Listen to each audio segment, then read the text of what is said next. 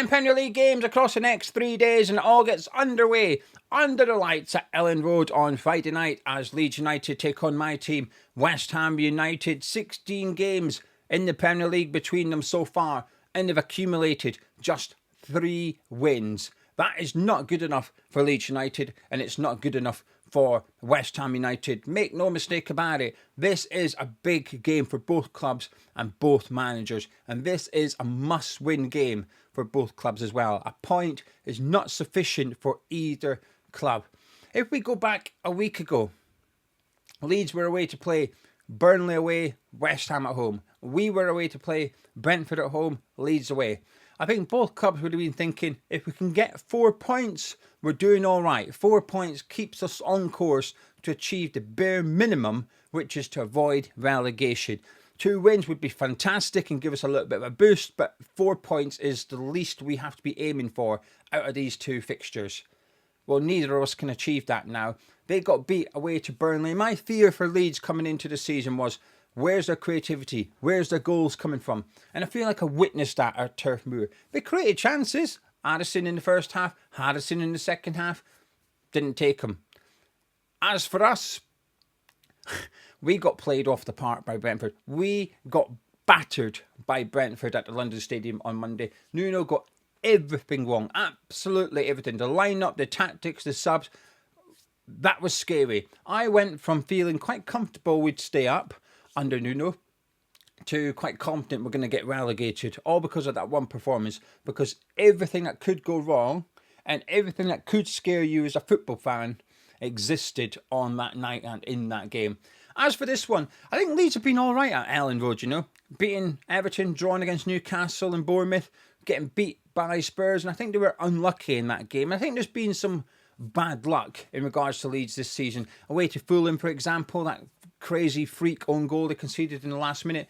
I think when I look at Leeds, I think you're a bit unlucky not to have a couple more points on the board here. Whereas us, there's no bad luck. We've got 1 point in our last 5 games. It's not acceptable. But as a result of last weekend's results, this is a must-win game. I'm going to go Leeds United 1, West Ham United 0. Calvert-Lewin's got a good record against us. We're not great at defending set pieces. We've been all right under Nuno. But Brentford defenders were winning a lot of their headers against us. They just weren't scoring. Hit the bar, missed a free header from a corner as well. Calvert-Lewin, I think, would take them. It feels weird. Under Nuno, we've came up against Gyökeres of Arsenal. We've come up against Beto at Everton. And we've also come up against Thiago Brentford. 2 of those strikers, I would say, is better than Calvert-Lewin. I actually think Calvert-Lewin is going to cause us more problems than what the other 3 did. Now, moving into Saturday's games, and before we discuss it, if you're a regular to the channel, you're thinking, hang on a minute, who won? Hey, who? Gio. Oi, Gio, you're missing something. Who got the predictions right last weekend? Who has won the Tartan Gio unofficial prediction competition? Truth is, I don't know. I don't have time to go through them and add them all up. However, I will. So, this video next week's preview, we'll have 2 shout-outs. We'll have 2 winners that get a shout-out from a random Scottish person chatting nonsense on webcam. That's me, by the way. There's no one else. There's no additional Scotsman coming into the room and giving a shout out and leaving. It's me. I just stay here. I am the random Scotsman chatting nonsense. So no winner to shout out today, but there will be 2 next week, because you guys, hopefully, are going to get involved in the comments. If you have a look at the description or the pinned comments of this video, I made it easy for you. Put it in 2 places. So there's a list of all 10 games. Copy, paste, and give me a prediction for every single game. And whoever gets the most points will get that shout out by myself next week. What a prize, eh? What a prize. But I'll tell you what, there's maybe only, well, this is 8 games, so 7 weeks so far. Only 7 people have had that before in their life on this channel. 7 people. You could be the 8th or the 9th. Anyway, right, moving on to Chelsea. They host Sunderland at Stamford Bridge, winning their last 4 in all competitions, coming up against the Sunderland team, who've only lost once in their last 6. So they're doing all right. 5 wins and 1 draw at Stamford Bridge for Chelsea. They're good at Stamford Bridge. I like them a lot, actually. A comfortable win against Ajax during the week in the Champions League, helped by a red card, of course, for Kenny Taylor. For Sunderland, an important win. They've got 4 points from 4 away games so far in the Premier League. That's good. I think that's a really good record. If you're a promoted team and you can pick up 19 points on the road over the course of the season, you'll stay up. Because, especially if your home ground is a stadium, they're even better at home, Sunderland. I think this is a fixture where there's no pressure on Sunderland here. Sunderland fans might not like me calling it a free hit, but that's what I see it as a neutral. If you can get anything at Stamford Bridge, it's a bonus. But because you're picking up the points in the games that you need to pick the points up in, this one becomes a bit of a free hit. I do believe that. But for Chelsea, it is not. They need to win, every single game, don't they, if they want to achieve what they want to achieve, which is top 4 at a minimum. But they're looking good at the minute, Chelsea. I was a bit worried because they've had a lot of injuries at centre-back. Obviously, Palmer's out as well. But actually, I think it's given an opportunity to some other players to step up. Estevao scoring during the Champions League game, and Manesca saying I think his future is as a number 10 once he gets used to the physicality. Well, play him in this game then. It's going to be difficult against Xhaka, and I think he might do, by the way. He may move Enzo Fernandez forward and put Caicedo back into midfield. This is just a difficult fixture for Sunderland. I'm going to say 2-1 Chelsea. But I don't think it's a bad thing. Now, what I will say, I haven't seen the last couple of Sunderland games because of scheduling and TV fixtures and stuff like that. So I've not seen them over the last couple of weeks. But I have seen quite a bit of Chelsea. They're impressive. They are impressive. Moving on to St James's Park. Newcastle, what's going on? What's going on? And when I say that, I'm referring to your league form only. Just 2 Premier League wins for Newcastle in 8 games. That's not good enough. That is not good enough for Newcastle at all. Losing away to Brighton last week. But during the week against Benfica, they were fantastic. That's the game I watched on Tuesday night. They were absolutely brilliant, Newcastle. Anthony Gordon was brilliant. Murphy looked brilliant. Woltemade with a little flick. Barnes come off the bench and scored a couple of goals. Nick Pope got an assist. Newcastle were like just proper Eddie Howe Newcastle in the Champions League. But they need to translate that into the league games, because if they want to get European football again for next season, they can't afford to be dropping points. They can't afford to drop points against Fulham. They cannot do it. If they want to get top 6 as a minimum, they've got to start winning more games. As for Fulham, it's not looking great for them either, is it? 1 point away from home so far this season. They've had the 3rd least amount of shots on target in the Premier League. I thought they were unlucky. I used to think so far this season, I feel like there's a lot of refereeing decisions and VAR decisions gone against them. And I think there's been an element of bad luck. But there's also an element of just not good enough. Now, their last game was against Arsenal, so I think you can forgive them for not winning that fixture. But they also need to start putting points on the board. Now, they actually beat Newcastle on both occasions last season, so their head-to-head form is quite good on this one. But I just don't trust Fulham's attack, and I do trust Newcastle's defence. They've kept quite a few clean sheets already this season. I think their big players are in good form off the back of that Champions League game. And also, they played Benfica at home, and this is a home fixture which will help them, whereas a week ago they went away to a Belgian club. I watched it. I want to say it's Tony Bloom's Belgian club, Union SG. But they won comfortably. But it was an away fixture. And then it was away to Brighton. I don't think that helps sometimes. You get a little bit of unluckiness when it comes to scheduling. But for this one, I think it's in their favour. I don't think this one's going to be a classic, though. I'm going to say Newcastle 1, Fulham 0. Off to Old Trafford, who hosts Brighton. Man United are in form. I didn't think I'd say that. Won their last 3 at home. Man United have won 3 of their last 4 as well, so we can include that win against Liverpool last weekend.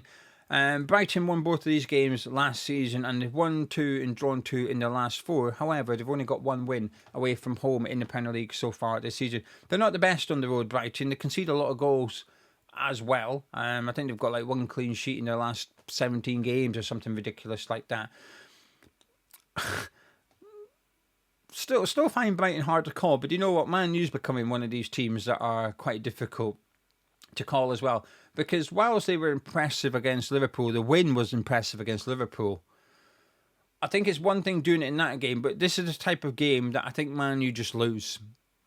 I don't know how to describe it, but while they've been in good form so far, I don't trust it. It feels unreliable. And Liverpool missed. Let's be real here.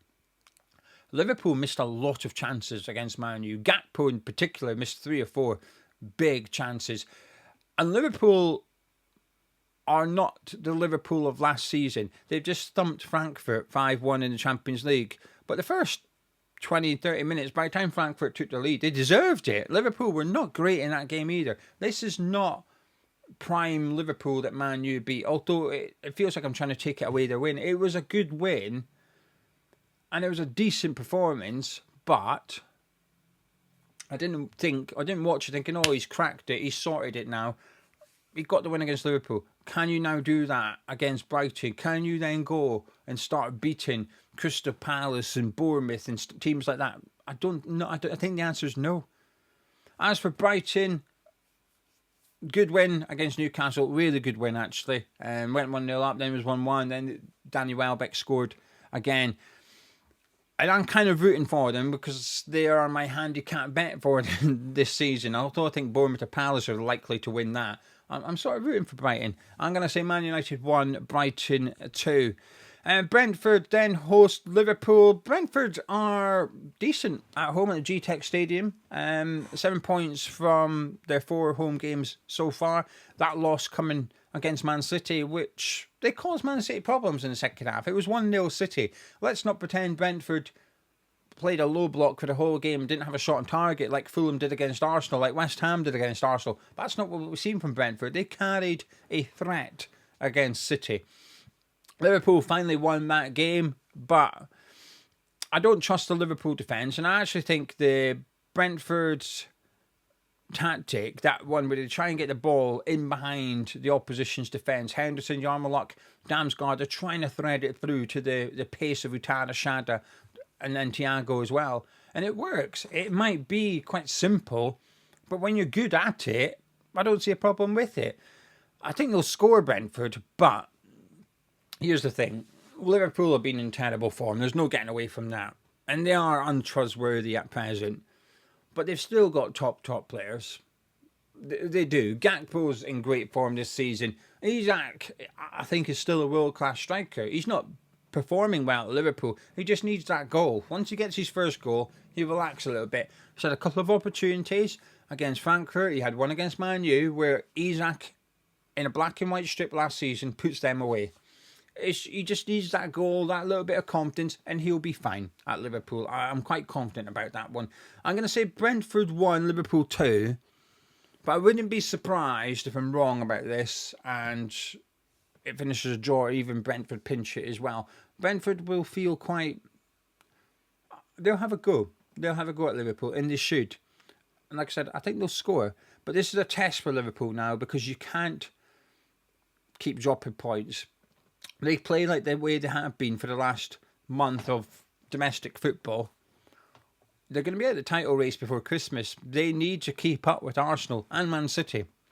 Moving on to Sunday's games. Arsenal taking on Crystal Palace now. At the time of recording, it's Thursday morning. So the teams playing Europa League football and Conference League football have not played yet. So I can't take them into consideration in case you're listening to this on Friday or Saturday. Arsenal, though, conceded 3 goals all season. I mean, what is going on? 12 games, and they've conceded 3 goals. We're not even talking about results here. We're talking about conceding a goal. 3 goals. They've just batted Atletico Madrid to one side like it was nothing. The last 2 Premier League games, they've not conceded a shot on target. They're getting a lot of criticism, which I find really weird, about scoring from set pieces. They need to score from set pieces. Teams sit in against them. Teams turn up, play low block football, play 4-5-1, and just say, go on and break us down. And sometimes they can, sometimes they can't. Sometimes they need that set piece in order to break a team down. I find it absolutely wild Arsenal are receiving criticism for scoring goals from set pieces. I think it's really strange. You know what I think it is? It's jealousy. I think it's absolute jealousy, because the same people that are criticising Arsenal have not been criticising Liverpool for Van Dijk and Konate scoring set-piece goals against Frankfurt, important goals in that game as well, to turn it from 1-1 to 3-1 before half-time. Where's the criticism for Liverpool? There isn't any.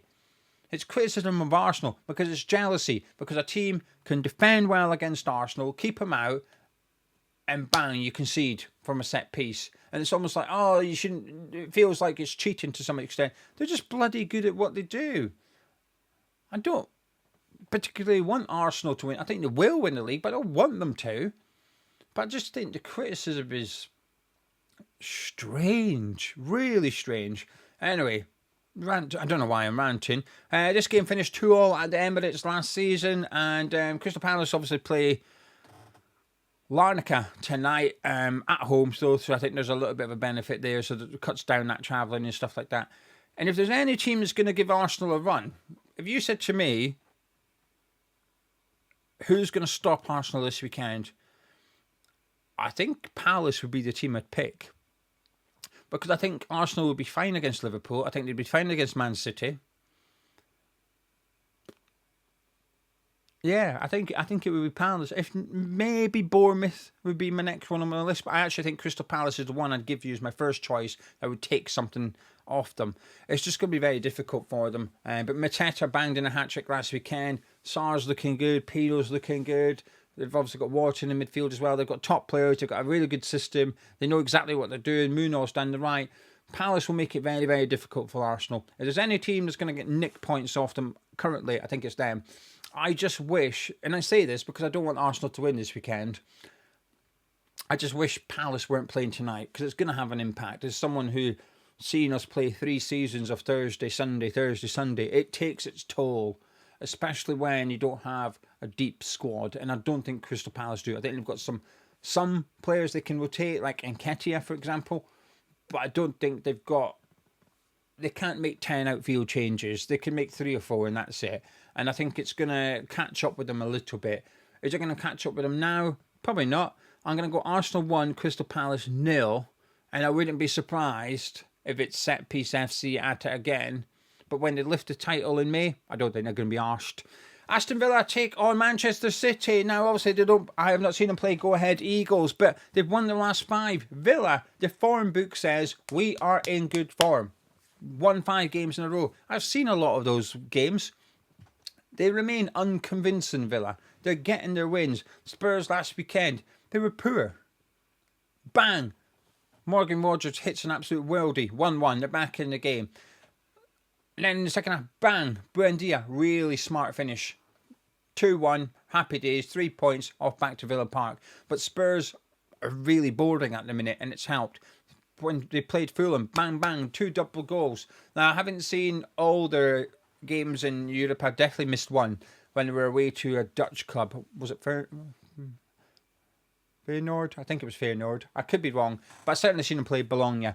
So they're looking better, Aston Villa, but I'm not convinced they are peak Villa under Unai Emery. Coming up against the Man City team, I mean, I had a look at Erling Haaland, because I thought, what's his goal scoring record now? He scored in his last 12 games in all competitions, including for Norway. He scored 22 goals. 22 goals in 12 games. Now, he did score 5 in 1, but like I said, he scored in his last 12. It's not like there was a blank in there. There isn't one. This is ridiculous. You're basically a goal down. When you go play Man City, you're starting at 1-0 City because Haaland's already scored. That goal is inevitable. There's nothing you can do to stop it either. He's so bloody good, you just can't stop him. Foden's in form at the minute as well, and this is an important one for Manchester City. They've got to win this game. Like Liverpool, they can't afford to fall behind Arsenal. Both of these games last season finished 2-1 to the home team, so Villa 1-1 and Manchester City 1-1. But I do think this City feels a bit better than last season's City, and I don't think this season's Villa feels as good as last season's Villa. Yeah, they're getting there. They are improving. I just remain unconvinced. There's not enough players in form at Villa right now. Ollie Watkins ain't in form. Malin, a couple of goals against someone in the league. Burnley in the league. Yeah, it was Burnley in the league. That's good.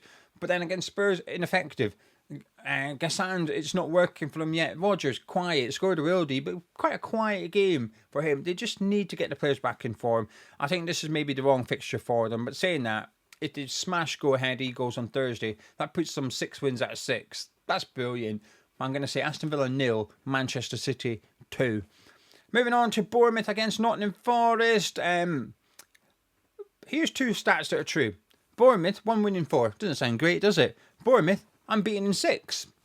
Sounds fantastic. Both things are true statistics. It's funny, isn't it? Can tell you whatever story you want them to tell you sometimes. Nottingham Forest winless in 10. However, they were under Nuno and Ange Postecoglou. Dyche's in there. I'm buzzing to watch the game tonight. Forest Porto tonight. I am really looking forward to it. I've enjoyed his press conferences. Skinny jeans flares, flare jeans. Oh, I love that. I love Dyche. I'm glad he's back in the Premier League. He adds an element of fun, doesn't he? But this is a good opportunity for him. He's wanted a team with better players. He's got one now. Let's see what you can do about it. Now, his record against Areola, I went and had a look, and 1 win and 3 losses. So he's not got the best record when coming against the Bournemouth manager. This is a difficult game, but do you know what? He's going to make it difficult. He's going to make sure Forest make this game bloody difficult for Bournemouth on Sunday. If they can beat Porto, which is also a difficult game, or even just draw, but put in a good performance and one that the fans can get behind, because something you can take out of it, because there's a bit of romance with Dyche going to Nottingham Forest. I like it. He's going to go to Bournemouth and really frustrate them. I'm going to say Bournemouth 1, Nottingham Forest 1, and I think that's a good result for Forest. Wolves host Burnley. 2 points from 8 games for Wolves. Wolves fans are miserable at the minute. There was a Wolves fan that commented on my video yesterday saying, I think West Ham will be okay, and gave me a couple of reasons. So I said to him, well, what about your team? What do you think? He said, oh, no, we're down. And he listed like 5 or 6 reasons. Those reasons sounded like it came from a West Ham fan about West Ham. There's a lot of similarities between Wolves and West Ham at the minute. But listen, if Wolves can't win this game, I'm inclined to agree with the Wolves fans. I think they're going to go down. They were in my predictions to go down before the ball was kicked. They've been worse than I expected, I'll be honest with you. Some of those players just look like they don't really care, and that's a bad thing. When you feel like that, that is bad. But if they lose this game, 2 points from 9, and they've lost home games against Leeds, and they would have lost a home game against Burnley. I mean, that's, championship off you go kind of stuff we're in here. As for Burnley, though, they could be the best team for Wolves to play in this set of circumstances, perhaps other than my team. Burnley have lost all 4 away games, although the fixtures have been quite unkind to them, losing against the likes of Aston Villa as well. Beat Leeds after 6 without win. There you go. Burnley were winless in 6 until they beat Leeds last weekend. A difficult game to call, and when I feel like it's a difficult game to call, I'll go down the middle and go 1-1. But this is a must not lose for Burnley. Maybe they'll think it's a must win. I'm not so sure. I think a point's good for Burnley here. I think if Burnley stay up, it's going to be because of their form at Turf Moor. If Wolves stay up, it's because they're going to be picking up points at home and away, because they've got a little bit of ground to make up. Not much. They've got a little bit of ground to make up already. But this is certainly 100% a must-win for Wolves. The one thing I do think they've got that we don't is a striker. They've actually got 2 number 9s. They need to get Larsson scoring goals, though. They need to get him scoring. And if they do, they've got a chance. And we finish up with Everton hosting Tottenham. Everton, 1 win in 6, coming up against the Spurs, 1 win in 5. But as for Everton, their losses in that run of fixtures were against Liverpool, Manchester City and the Cup. And Moyes doesn't really take the Cup too serious. Made a lot of changes in that fixture. Tottenham, they continue to be... I didn't watch the game against Monaco because I knew it would be boring. I knew there wouldn't be much in it. I knew it would be boring. Had a look at the statistics. Monaco had something like 23 shots. Tottenham had 13. 2 shots on target. I didn't even watch the game. And I feel like Spurs were boring. But they are. They're just not in their rhythm against Thomas Frank. It's just not entertaining. It's not fun. And it must be hard for Spurs fans to feel confident that they're going to go on and achieve good things this season. When you pay as much money as they do for a season ticket, you want more than results. You want results and entertainment. And I think you're allowed to ask for that as a Tottenham fan, and they're not getting that at the minute. As for Everton, listen, losing away to Man City, who cares? Write it off, move on. Your best player, Grealish, was ineligible against his parent club. He's back, he's had a rest. This just feels like a Moyes win. I think when we were at home, West Ham were at home to teams like Tottenham under Moyes, I was optimistic. Away from home, no. At home, yes. I felt like we'd have a go at them and we were capable of winning some of these fixtures. And we gave Tottenham a bit of a... we beat them on a few occasions as well. I think Everton win this one. I'm going to say Everton 1, Spurs 0. I think we're going to have bowling Tottenham again, and I think we're going to have Moyes beating Tottenham at his home turf once more. And that is the conclusion of my video, and I'm going to have to disappear very quickly. So thank you very much for joining me. If you've enjoyed the video, please do drop a like on it, subscribe if you're new to Tartan Geo, and do get involved. Give me your predictions. The list in the description below. Copy, paste, pop your predictions in, and next week there will be 2 shout outs for the winner from last week and the winner from this weekend as well. But also let me know how you think your team's going to get on. Get involved in the comments, don't be shy. I'll catch you in a bit.